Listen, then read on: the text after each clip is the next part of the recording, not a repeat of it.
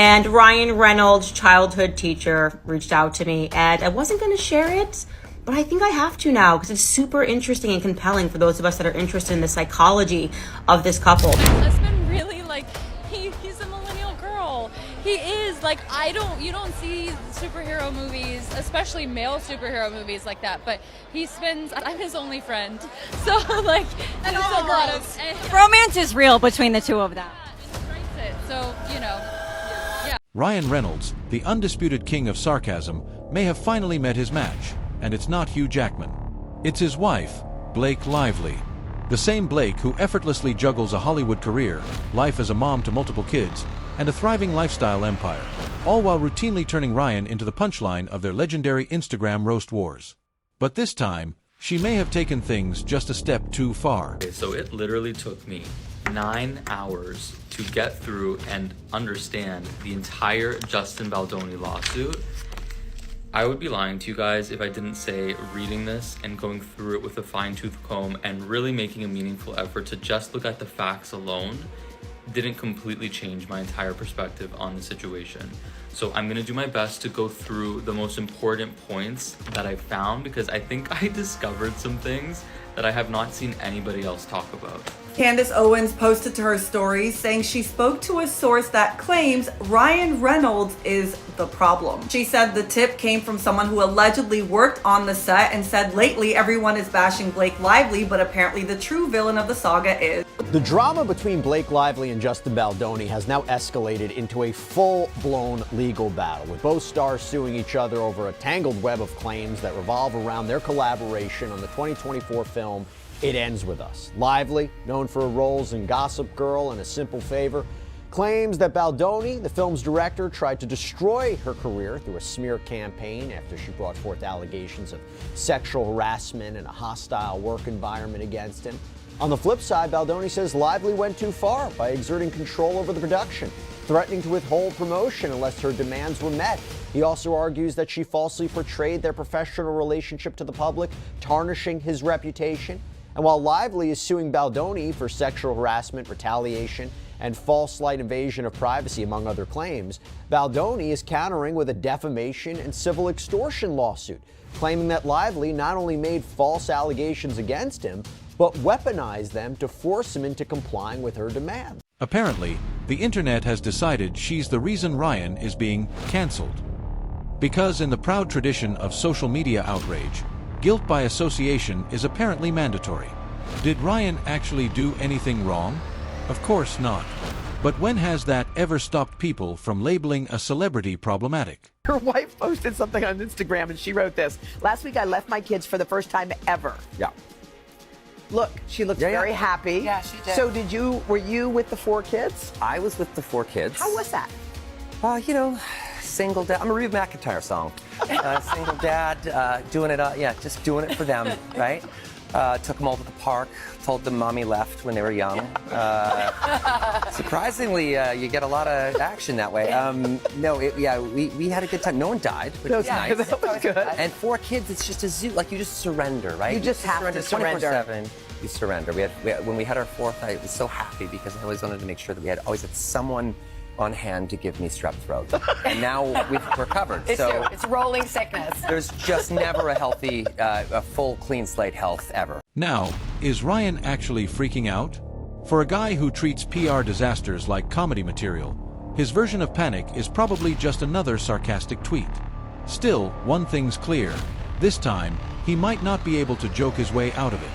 Let's break it down. Person is alleging that everything started when Ryan Reynolds decided to stroll onto the movie set one day and review the dailies. This is an industry term for all the footage that they filmed for the day. And he also decided to take a look at the script, and between the two, something allegedly set him off. This person claims that the production assistants then overheard Ryan and Blake having an argument in her trailer. Ryan Reynolds started being on the set on a regular basis as if he were her chaperone, and that is when he started inserting himself into the actual production, including writing lines. And then she says the next part was alleged in their lawsuits that Ryan and Blake, perhaps in response to her husband's anger, began inserting themselves in the effort to change lines and change scenes. And of course, the allegation that Ryan Reynolds was making fun of Justin Baldoni in his movie when he played the character Nice Pool. And we did hear this, I believe, from Justin's lawsuit, but correct me if I'm wrong, but she also says that allegedly Ryan presented an ultimatum to WME, the biggest talent agency in Hollywood, whose client roster include everyone from Taylor Swift to Justin Baldoni. So what did Blake Lively do that supposedly got Ryan Reynolds canceled?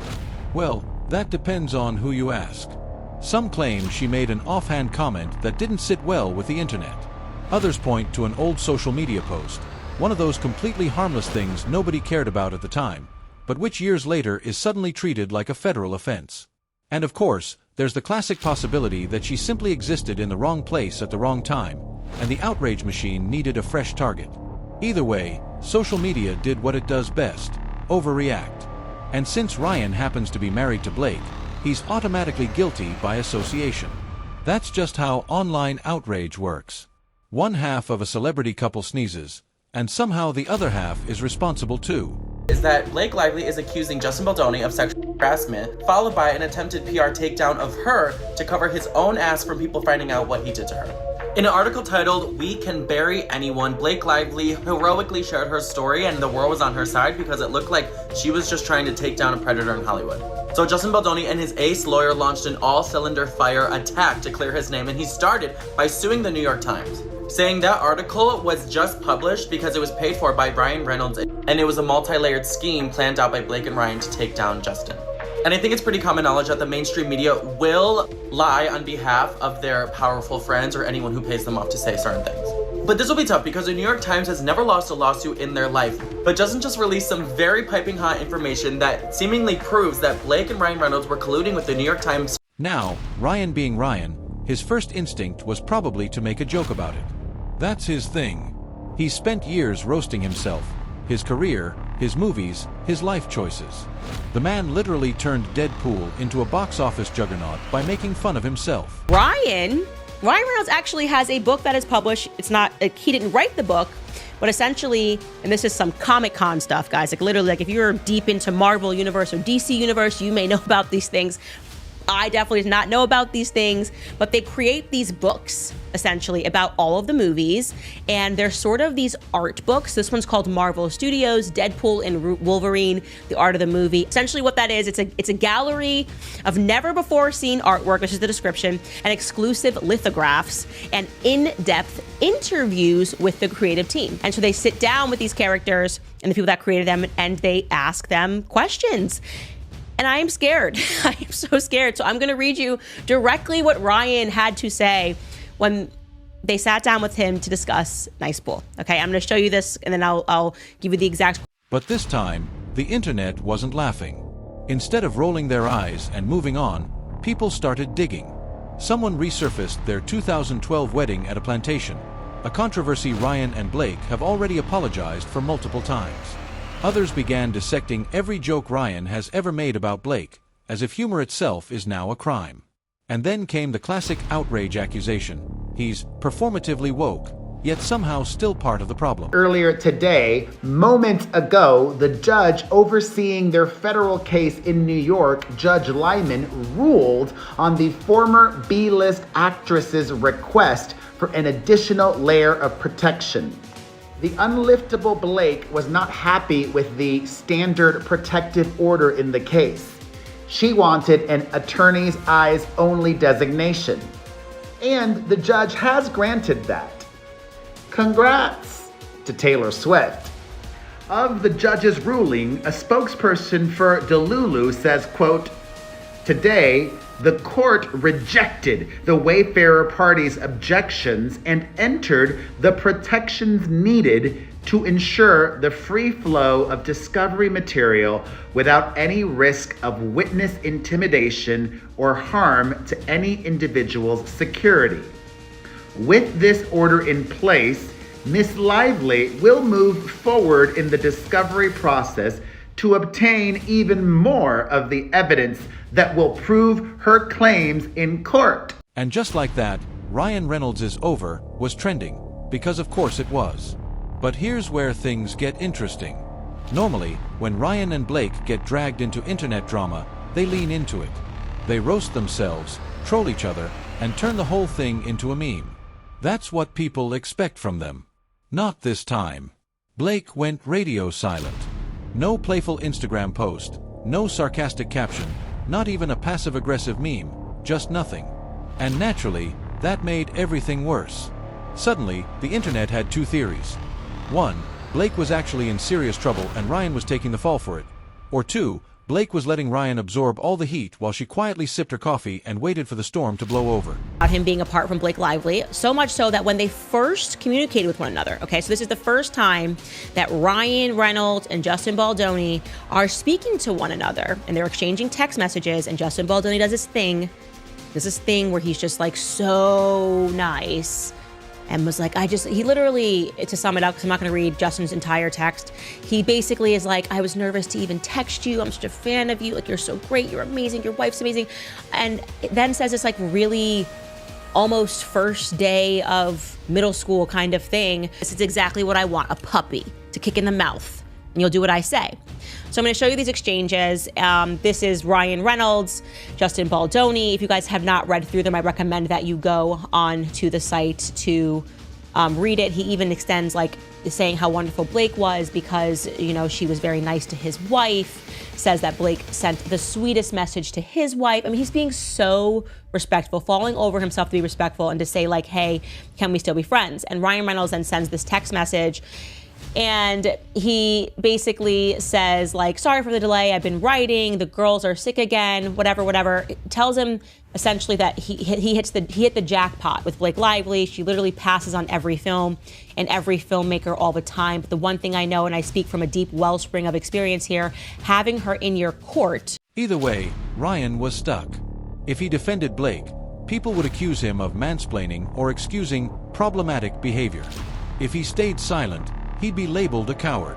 And if he joked about it, well, he already tried that, and Twitter practically set itself on fire. So what does Ryan do? Exactly what he always does. He distracts the internet. Maybe he announced a new movie. Maybe he dropped a ridiculous aviation gin ad. Maybe he casually released some conveniently timed Deadpool-related news. Whatever it was, it worked. Throwing down some alpha male, and by alpha male, I mean extremely beta male. I have rich and powerful friends at the top. That's not a confirmation, but I'm looking at the length of the strip and it's given Taylor Swift. Taylor Swift would say the same. My wife is wonderful, okay?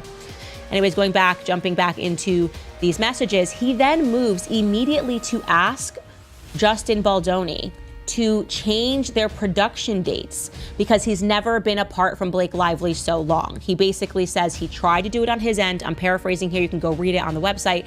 You know, I was frantically trying to address this. I was frantically trying to change this, shorten the shoot, but I can't because, you know, Deadpool and Wolverine is set in stone. They already booked the studio.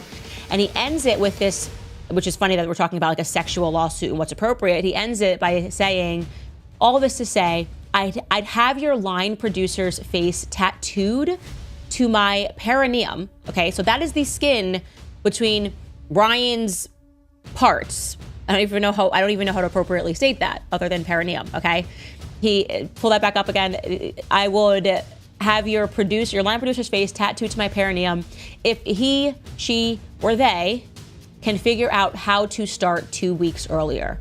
Completely understand how big of an ask that is. But the perineum is one of the most nervy parts of the human body to expose to trauma. Because let's be honest, was Ryan Reynolds ever actually canceled? Of course not. Here's the thing about Ryan, he's too likable to cancel. People wanted to be mad at him, but deep down, they didn't want to lose their favorite funny guy. The internet flirted with getting rid of him, then immediately remembered, wait, who's going to give us sarcastic commentary on superhero movies if he's gone? So while Twitter was busy canceling him, the rest of the internet was busy making memes about how Ryan Reynolds is basically immune to cancellation. And just like that, the outrage cycle moved on. Okay, so I've never been more scared in my entire life that my account could actually get deleted. So if you're watching this right now, and my account mysteriously disappears, I need you guys to know it was Ryan Reynolds. I know their team is watching this video right now, and if you guys do something as idiotic and drastic as taking down my account, number one, everybody will know it was you. Number two, I will go scorched earth right to YouTube. And number three, that would be a very bad decision because if information does come out that is favorable to Blake Lively, I will be the first one to cover it honestly and fairly. Yesterday, it was Ryan Reynolds is canceled. Today, People are arguing about the next celebrity drama. The internet has the attention span of a goldfish, and Ryan knows it. So, did Blake really get Ryan canceled? Not even close. He got a temporary slap on the wrist from Twitter, but let's be real. He'll joke about this in his next interview, and people will eat it up. That's the thing about being Ryan Reynolds. You can be canceled today and Hollywood's golden boy again tomorrow. Because at the end of the day, people don't actually want him gone. They just want a little drama, a little chaos, and maybe, just maybe, a sarcastic comment from the man himself.